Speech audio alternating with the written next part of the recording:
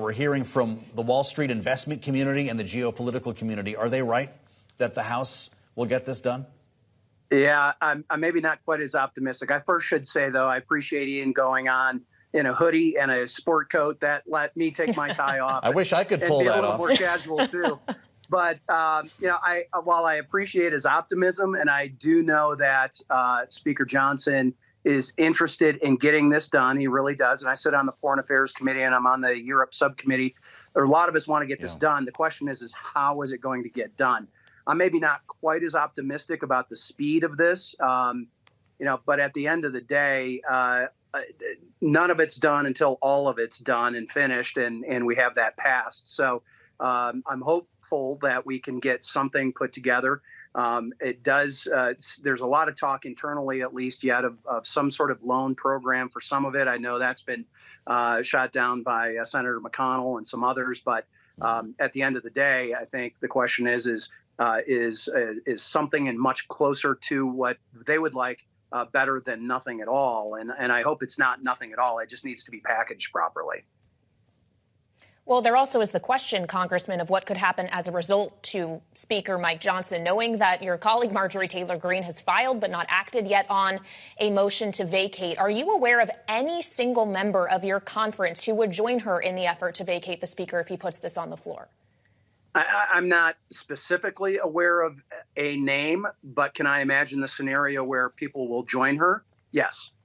Will it be a significant number? I don't think so. Look, we've been to this circus before and it lasted 3 weeks. This is not something that internally we want to go through. I don't believe it is something that the American people want us to go through either.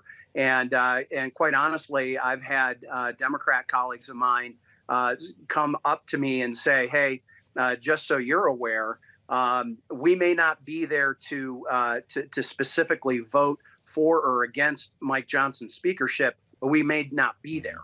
And that's almost a different way of getting to the same result. And so I don't know. This is a huge mistake. I understand Marjorie's frustrated. Hell, I'm frustrated with a lot. But that doesn't mean I'm going around and utilizing every nuclear option that's available, because at the end of the day, we have to get some of these things done, and that takes leadership. And Mike was in this is Speaker Johnson, was in a very difficult position that he was plunked into the middle of. And I think he's doing the best that he possibly can as we now must move into the 2025 appropriation season. We have to get that underway and taken care of so we don't end up back where we're at right now. That is an unvarnished view of what's happening inside the House of Representatives for our viewers and listeners. Congressman, I'm curious about what the key is then potentially to passing Ukraine aid. We heard earlier today from NATO Secretary General Jens Stoltenberg in Brussels. Here's what he said. Earlier today, I shared a meeting of the NATO-Ukraine Council. Minister Kuleba updated allies on Ukraine's short and long-term needs and on the progress of its reforms. The situation on the battlefield remains serious. Ukraine needs more air defenses, more ammunition, and more aid.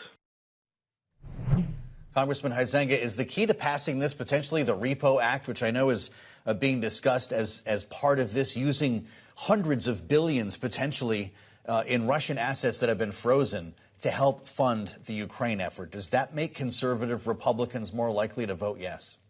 I think it helps. That is something that both our Financial Services Committee and the Foreign Affairs Committee, which I serve on both, have been looking at. I think that the authority is there to be able to do that. And in my opinion, it needs to be part of any of the package moving forward. I will also say it was tremendously helpful back a few weeks ago when the EU passed their 50 billion euro, about $53 billion worth of aid. And whether it's real or not, the perception is by many voters out there is that the U.S. is carrying all the freight on this and that Europe isn't pulling its weight and doing its share. Now, the numbers say something different than that, but that, again, that's a perception. And frankly, this administration has done very little to help its argument and help Ukraine and Europe's argument that the U.S. should be in there and the strategic importance of that help. So I wish the White House would pick up its game and do a better job at explaining why and how this is going to be used. But at the end of the day, a lot of us understand there's help that needs to get there because if we don't do this, in my opinion, in fact, I just literally an hour ago was talking with somebody who's an immigrant from Estonia, and his mother is still there.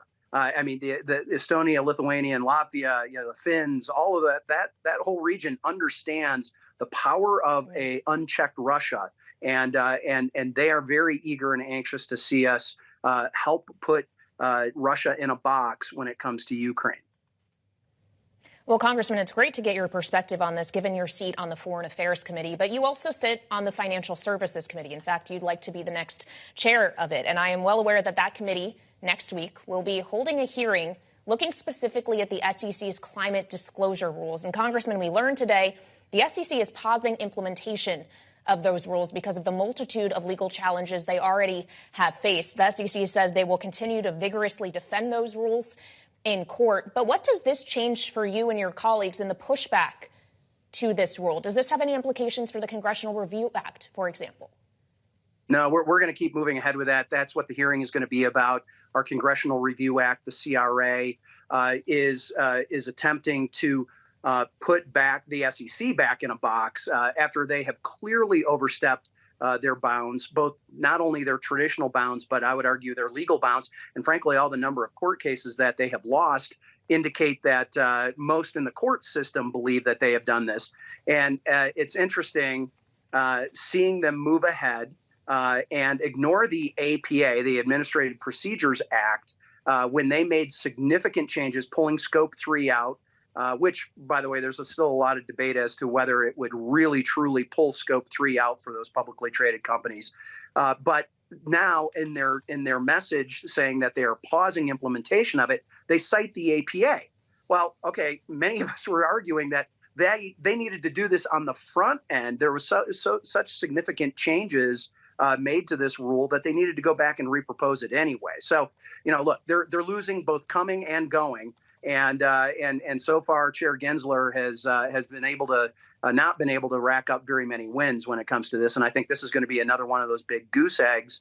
Why? Not because we shouldn't be protecting the environment, but because it needs to be done properly. And we have to look at materiality. We have to look at how this is going to affect other parts of the society and the economy. But also, frankly, what is the legal boundaries of the SEC? And it is not what they have been trying to do.